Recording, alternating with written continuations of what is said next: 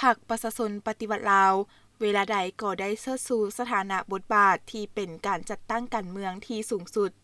ของชนชั้นกรรมกรและของระบอบประชาธิปไตยประชาชนลาวตลอดระยะหลายทศวรรษที่ผ่านมา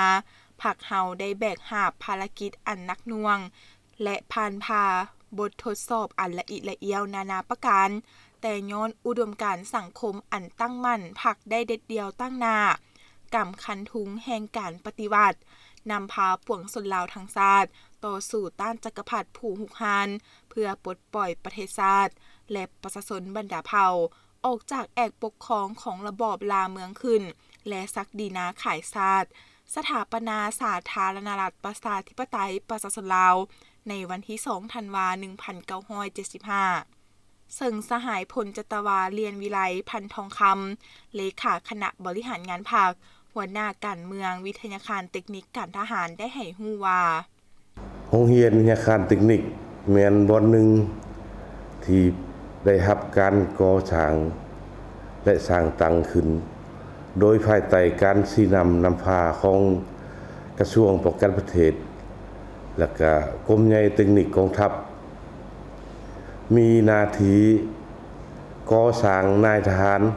ทางด้านเทคนิคเพื่อสนองให้กองทัพทั้งกำลังหลวงและกำลังท้องถิ่นถือว่าในระยะผ่านมาเนาะพวกเราได้ก่อสร้างนายทหารเทคนิควิทยาศาสตร์ได้หลายรุ่นเพื่อตอบสนองกับคำขวัญของกรมใหญ่เทคนิคที่ว่าสร้างพนักงานเทคนิคให้มีความหนักแน่นทางด้านการเมืองมืออาชีพทางด้านวิชาเฉพาะฉะนั้นคณะพรรคคณะอำนวยการและบรรดาสหายครูอาจารย์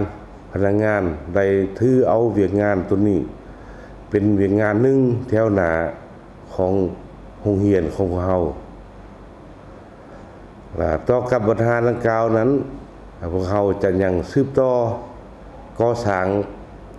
พนักงานหลายรุ่นต่อไปตามความเรียกร้องต้องการของกระทรวงป้องกันประเทศและก็ของ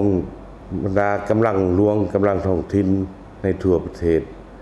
เพื่อให้ให้เวียกงานเทคนิคของกองทัพของพวกเรานี้มีความสะดวกมีความว่องไวสามารถปรับปรุงแก้ไขเวียกงานเทคนิคต่างๆอยู่ในกองทัพของพวกเรานี้ให้มีความสะดวกและว่องไวสามารถตอบสนองในการซ่อมแปลงรับใช้ทำเฮียนและเตรียมพร้อมสู่รบ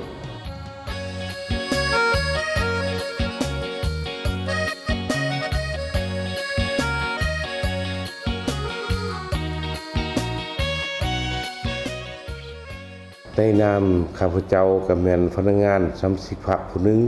ที่ได้รับการศึกษาอบรมและก่อสร้างอยู่ในฐานแถวกองทัพมีความรู้สึกดีอกดีใจที่สุดที่มีวันนี้คือดังบรรดาชายฮู้นำกันแล้วว่าก่อนหน้านี้พรรคเฮาบ่ทันได้รับการสร้างตั้งขึ้นประชาชนลาวบรรดาเผ่าแต่เนื้อหอดไตก็พร้อมกันลุกฮือขึ้นต่อสู้แต่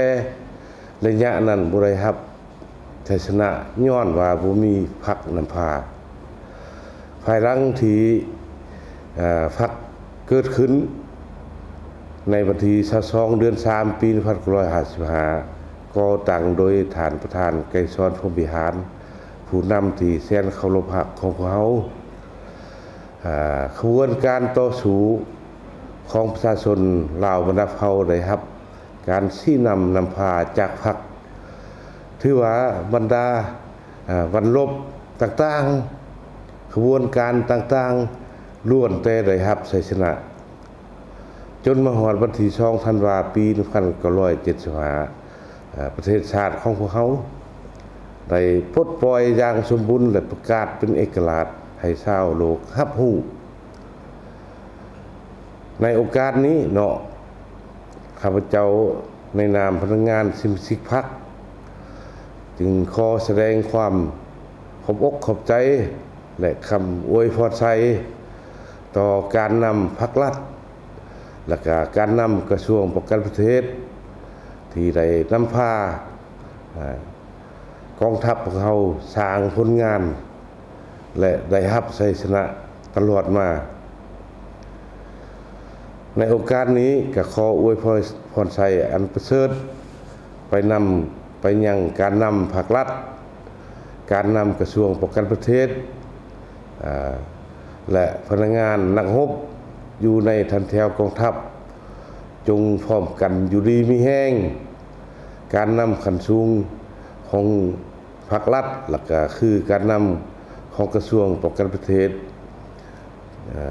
จงพร้อมกัน